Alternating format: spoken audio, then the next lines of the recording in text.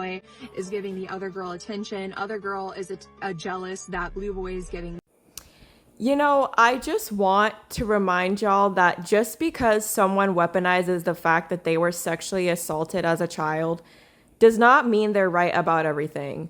And y'all need to remember that a healthy person knows that just because they went through a situation, that not every situation is that way. And I watched a video where this woman literally said that she does not listen to music because she is scared that every musician has an allegation, which is not true.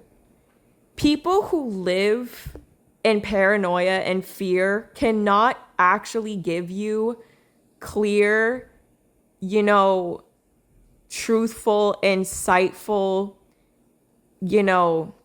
conversations about things or people because they're living through their own bias and they're not actually living through the truth. They're not actually living through a healthy mindset. So I would not just trust anybody on the internet, especially because there's a lot of people who pride themselves on being advocates for stuff. 9 times out of 10, those people are not advocates for anything. They are just propping themselves up. They are propping themselves up wearing this mask and wearing this facade that, oh, I'm better than everybody else and I'm perfect and everyone else is the bad guy and you should pay attention to me. That's not a leader. A good leader is not living by assumption and fear and projection.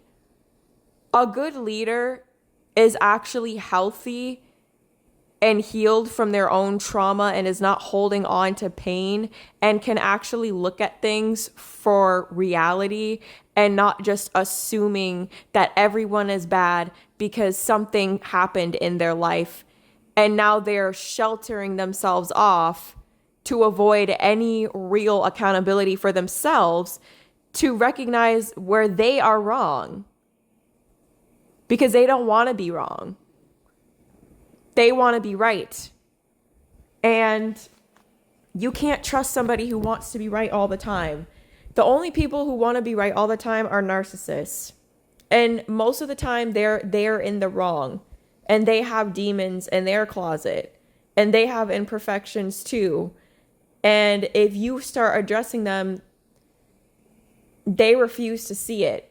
They will continue to sit there and act like they are morally righteous and you are awful. And she also made a video trying to attack the DoorDash girl and saying that she was lying about, trying to make up shit when she was not there. And you would think as an SA victim or just someone with common sense that you would not make assumptions about shit when you weren't there and then use the law and be like, oh, the law almost never ever arrests anybody that deserves to go to prison. They almost always arrest people that don't deserve it, especially when it comes to predators. People arrest motherfuckers who beat up predators all the time. That doesn't mean they deserve it. That doesn't mean they actually did anything wrong. And he's been exposed before for having this issue of indecent exposure. So to know that he's had this problem before and to sit here and try to paint this girl as the villain, especially as someone who is an SA victim, is kind of crazy to me. And maybe you should actually take 100,000 steps back before just making random videos about shit, because you're being really inconsistent and wrong about both things. And this is the second time where she has actually defended a predator, even though she prides herself of being against predators. She's defending Timothy, and she did absolutely no research on what Timothy's actually doing, because I guess she's just being lazy. And if someone truthfully pride themselves on protecting children, they would do actual research looking for the truth, but she didn't do that video on Melanie Martinez looking for the truth. She did that video on Melanie Martinez with the intention of trying to smear her name and trying to get clout off of her because she knew that everyone else was doing that. And then she weaponized the fact that she's an SA victim. You're not the only SA victim in this world, bro. A lot of people are SA victims, but they do not view the world from a skewed lens that everybody is bad and everybody is a predator and everybody is a bad person. That's not realistic. The problem is not Melanie. The problem is not the DoorDash girl. It's actually you and your skewed worldview.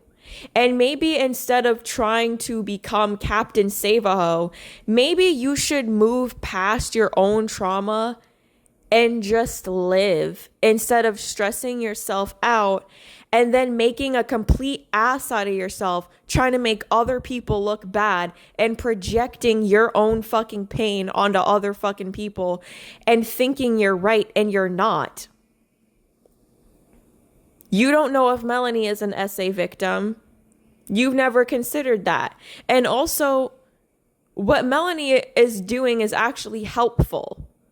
What you are doing is not helpful because you are living in this lens of black and white, which is not realistic or healthy.